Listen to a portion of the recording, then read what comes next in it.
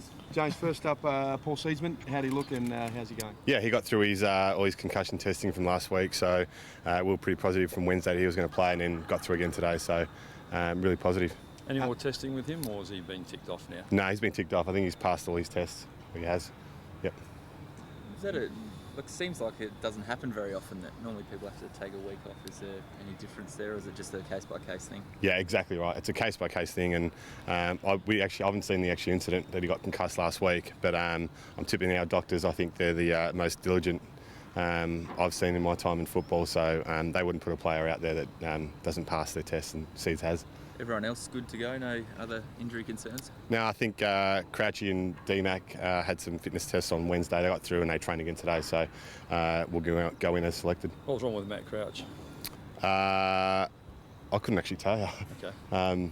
But yeah, he got through his test with the docs and the physio, so he's fine. Obviously, Kurt Tippett coming back. What sort of response will the players and the crowd give him, you reckon? Players won't give him any response, apart from he's wearing a Sydney jumper, and we need to defend him when he's got the ball and when he's in motion. Crowd, it's totally up to them. I'm not sure. What sort of challenges do the Twin Towers of Sydney present to you? Yeah, look, they're a formidable lineup. I mean, Sinclair, Buddy, Tippo have all taken marks this year, and they've kicked high scores, so they're pretty prominent down there, and we've just got to do our job within our system and rely on some pressure up the ground. Have the players been told to forget the Tippett situation, just actually focus, as you said, just on him as a player and winning the games, as opposed to what's happened in the past? No, the players have never ever got briefed on anything like that. I think when you're in the industry, people move and calm, and it moves too quickly to actually think about things like that. We never have any meetings, and apart from Kurt being a fantastic player for the opposition, we scout him as an opponent and we know what to do to beat him. Obviously, Ben McGlynn came out yesterday and said Sydney has the wood on Adelaide, having beaten them convincingly in the past 4 games. What are your thoughts on that? I think they're a fantastic organisation. They're run by good people. They've been in the finals for I don't know how many years in a row, and it's something we're aspiring to.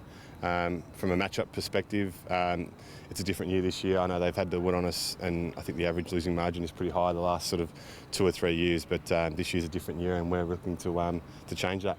Is this your biggest test of your defensive posture across the ground? Because of the nature of what Sydney does and how physical they are, makes it harder to get away and run, yes, but inside you've got to win so much? Yeah, absolutely. The contest is really important, like in any game, and as a defensive coach or the backs coach, look, I go into every AFL game with there's a lot of potent forward lines out there, so from our perspective it's just it's preparation as usual and as usual. Do you assign matchups then, or is it very much who comes into their zone, given that Buddy particularly roams around a fair bit? Yeah, there's some matchups in some areas of the ground, and other times we just back our system in. So we'll see how that plays out tomorrow. Where's your system at in terms of the way you set up things at the start of the year? Are you at 80% of where you wanted to be, or you think it's working 85% of the time, or is it all under control? From a defensive point of view, you mean? Yeah, I think it's still a work in progress. I mean, we've implemented a new system, as Pikey said at the start of the year, and that continues to work throughout the year. And there's some stuff that you see during games that we need to continue to work on, and we're doing that as we speak. But from a system perspective and giving a percentage, I mean, the system only works 100% when the other team doesn't kick any goals or 0 points. So that's never going to happen. If McGlynn comes out publicly and says they've got the wood on you, what do you have to do to turn that around? His comments? Yeah, no, the game. Where have they had the wood on you when they've won comfortably? Yeah, as I said, this year's a different year, so our system's different than what there has been the last couple of years. We've got more experience with our playing group this year, so we're tipping that those guys will step up and forget the fact that it's Sydney. It's still round 4, and we've got to play our way.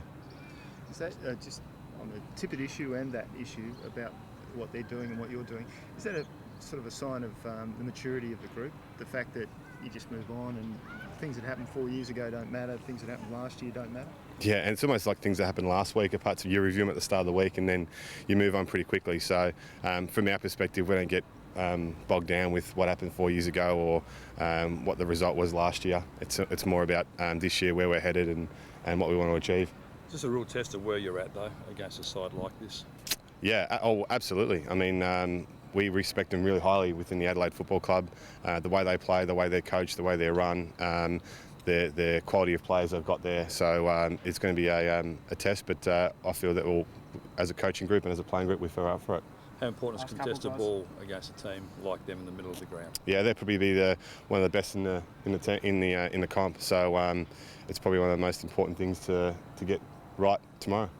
Alex Keith obviously missed out on a reg-based contract. When will he start playing for the players? He's due to play SNFL, I think, in a week's time. So looking forward to seeing him. So you got the bye this week, so will he play next week? Yeah, that's the plan with him. Okay. Yep. Have you seen his progress? No, he's from an education point of view. I mean, he's been fantastic.